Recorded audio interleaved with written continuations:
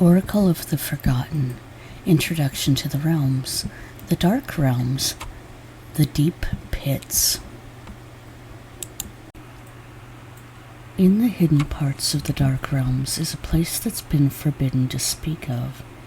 Sitting far below the natural realms, hidden in deep caverns and even deeper fissures in the very edges of reality, it is far from the view of nearly all of creation. There were great walls, often black or darkly colored stone, individual cracks where a single platform covered in chains could hold a prisoner, isolated from all others and the rest of the realms by a dense fog and darkness. The tall cavern walls made it seem that nothing could come or go, despite the fact that keepers often emerged from archways within them.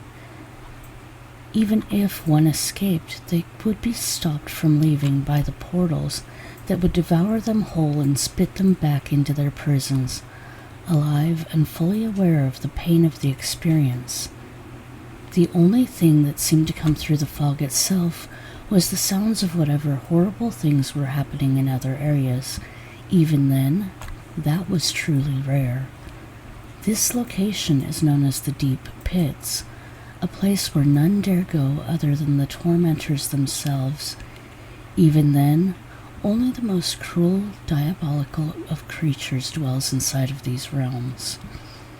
Chosen specifically for their cruelty and vice, some were akin to mad scientists. They would experiment on the prisoners held here. Some acted as nothing but instruments of pain and suffering. Each of the keepers was hand-selected by the gods who sent their prisoners to the depths below. The punishments and experiments were often laid out for those who were here.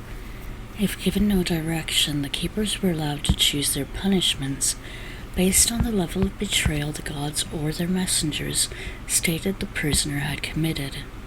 The deep pits were reserved for the most terrible of creatures, or so the rumors told. Untamed, corrupt, even truly evil entities with no chance of redemption. The truth was much darker still.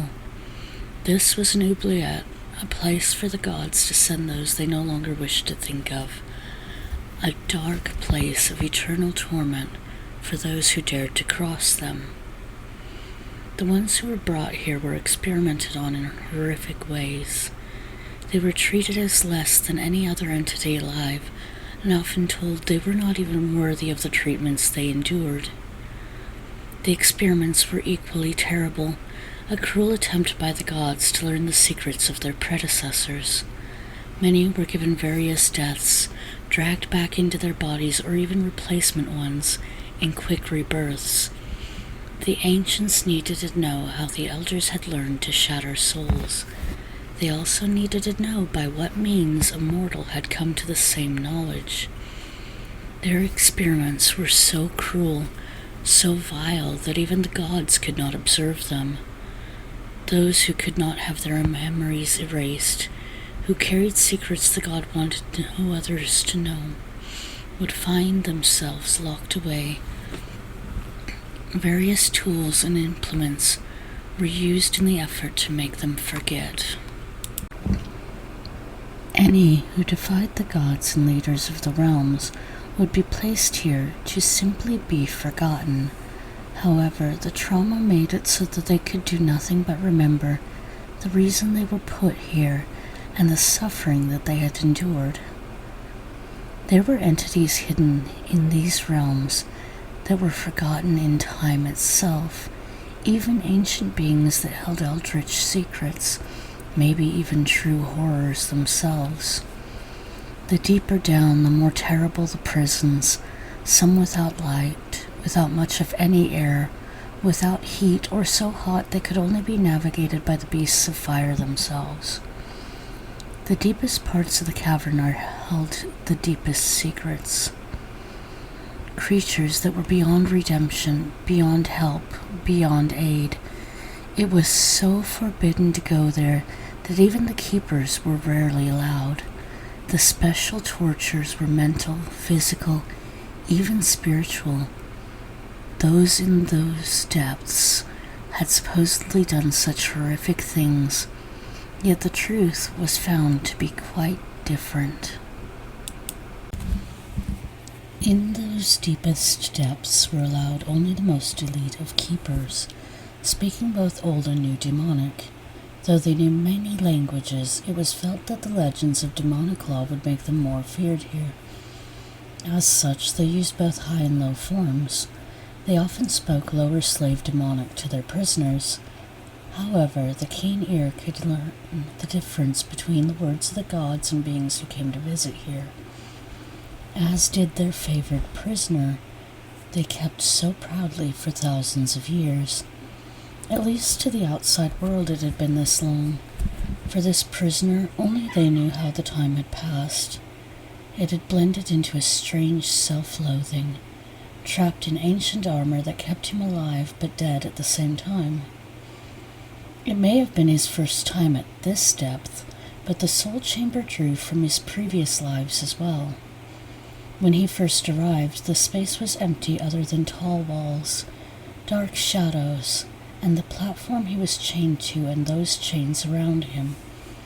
In those days he was a young mortal, early in one of his many lifetimes and mostly unaware of his past lives.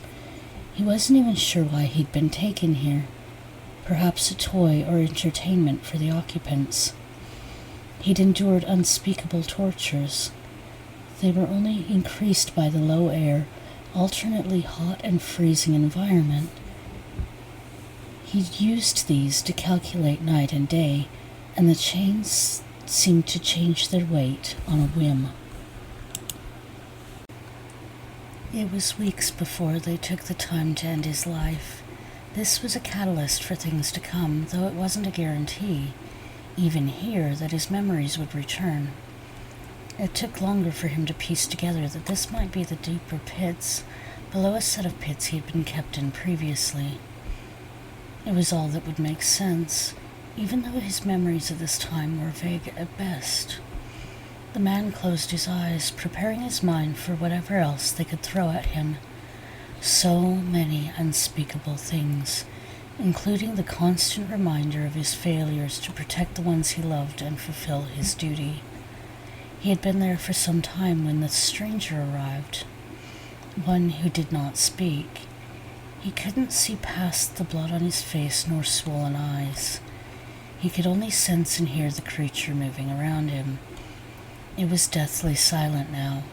Sometimes there would be the sound of screaming. The rapidly cooling air and absolute silence told him his version of night was come. So why is anyone here? The cold had been his refuge from the dark, ceaseless chasm around him. Whoever the figure near him was, they did not speak at first. They seemed to be investigating the chains. He could hear their shoes moving between stone and liquid on the ground. The narrow platform that surrounded this strange place was where they had to be standing. Around him were only more chains, dead drops off both ends into the strange hole below, and a single exit behind whoever it was that seemed to be carved into the stone walls. The entity didn't seem to be tightening the chains, only looking at and kicking them on occasion with a boot. It was still painful. The sharp barbs on the spikes had been tightened into his skin before his keeper left. He knew that making a noise would give them satisfaction. He was determined to deny them. Whoever this was came closer, so close that he could hear the faint breathing now as they struggled to take in the lower oxygen of this realm. Were they from somewhere above, somewhere outside of this space? But why would they be here? A new keeper? A god? Someone here to judge and execute him, maybe. How many times had he died already for their entertainment? How many years had it been now? Decades? By now his armor was long gone, thrown off into the pits below and likely into some unending abyss. He wasn't sure still what the one next to him was doing. The figure leaned in closer but didn't dare to do anything else at first. It only set an all-too-soft hand on the patch of intact skin left on his arm. Not a word, not a sound, only a presence that leaned in closer to a battered and kneeling form, trying to reach towards the chain wrapped around his neck. In his mind, judging by the hand, it was likely too small to reach it without leaning on him, as if using him as a stepping stool were any better choice. He growled, spinning slightly to try and bite the figure, yet even as his teeth dug into her hand, she did not back away. The crushing of bone was deafening in the dead silence, as the woman herself let out only a soft whimper. Yet she still didn't pull away. The movement itself had cut off his airway slightly. It was hard to breathe, and the sound around him was starting to fill with the pounding of his heart, trying to bring him the precious bits of air that he needed to live. He was fully aware of the way the chains hooked into his flesh, tearing it, but the chance to let one of these captors taste his pain was hard to pass up. The previous ones hadn't gotten this close. He released the hand without a word and turned away. It had only been a warning. Whoever the soft skin one was, they were likely more magic than metal and beneath his minding. Still, even with magic users, he knew underestimating them would be foolish, especially here. Although the magic in her blood seemed almost familiar to his tongue, he refused to think of it as anything other than the reminders of ancient enemies. He would wait, silent now, in his prison for more information. Then a voice that had not touched his mind entered for the first time in so long. A voice that seemed to activate all too quickly with the blood that now filled his mouth. An old friend who spoke again from the ether. Why stay? You hold the key. You know who you are. You remember. So why deny what you were capable of? Why deny your desires? Why deny your rage? Why let the cost stop you now? The voice paused a moment, the one who carried it within them waiting so silently beside the mortal, as if frozen in the space and time of that wound. The figures shook their head a moment as the voice continued to speak advice to his mind. She seemed to unfreeze, taking a moment to wrap her hand with a piece of her torn black cloak. Still not a word. She felt her voice was useless here. Rather, she stood silently and stepped back off the raised platform. With the sound of her shoes splashing the blood across the ground, it was all too sickeningly familiar to him. Still, not a word was said as he urged the voice within. The woman looked over the chains and reached out the bandaged hands towards the tightener that was on them. He had expected the chains would pull tight. He waited for the chain on his neck to cut off his air again. He was already prepared for it when suddenly there was a flash. His vision was back, the world was gone. He was back inside of the memories they used to torture him. The figure nearby was still moving around him. She spoke so softly now, her words a whisper that sent a strange chill through his mind. The exit is near. You hold the key. She could feel the sharp burning pain as she touched the chains. This time they would not stop her, as she only let out the smallest amount of chain to release from the tightener. Any more would have set off the guard. Suffer or don't. Souls bound do not suffer alone. Get your revenge or stay forever. She said nothing more. Rather, she clutched an item tightly in her hand, letting the blood-soaked cloth break the small sphere. She disappeared as suddenly as she had arrived. He fought the great chains. The small bit of movement was enough leverage. Still, the fight against the chains would go well into the night. It took hours, yet he managed to free one hand entirely from them. Little by little he freed himself, pulling the chains and watching them fight back against him. They tore into his flesh and cut even to the bone. Still he fought back. A chance at freedom, a chance at revenge. As the heat began to return, he could feel the rage within him growing, cooling him as he fought his way from the chains. When the Keeper came, the mortal used his own chains to bind the Keeper down before ending his life, an end that was not eternal, as every death here would bring the soul right back to the same spot it had been bound. The Keeper would be held here until someone released him, dying over and over, as he had done to however many of those who had been held here before.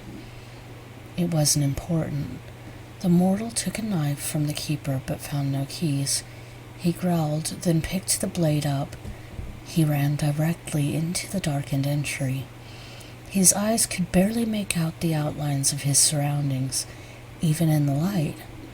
He was still unaware that the blood he had tasted before had kicked off his own ability to heal. He could only feel the relief of the chains no longer touching his skin. Suspended in the air not far away was a single stone portal, a black rectangular opening which glowed with a small red slice of energy. The energy dropped sparks of red glowing light that flowed freely with blood from an unknown place. The mortal looked it over with a grim sort of amusement. Certainly it would not let one like him pass. Yet as he approached the stone he felt something shift. A fire blazed through his body as the portal scanned him. Normally, this portal would rend the flesh from his body. Rather, some field between it and himself exploded like glass, throwing burning shrapnel in all directions. Many cut and tore at his already torn flesh. The portal began to widen only slightly before a river of thick red liquid began to pour from it, spilling along the ground before him and running off into the darkness. As this red glow expanded, letting itself open to the mortal, the same river began to flow towards the prison which had once held him. The explosion had somehow cleared the mortal's vision. It was as if it had healed him as much as it harmed him. In truth, this was the beginning of his own restored healing ability. The mortal watched the portal open. Whatever may lay beyond it must have been only slightly better than where he now stood. If there was a river of blood, that river had to have a source. He would find it, and then find his way back to the one person he felt would know where to find his sword. The last thought on his mind as he stepped through the portal was a cold follow-up to the previous one. I will destroy anything that stands in my way.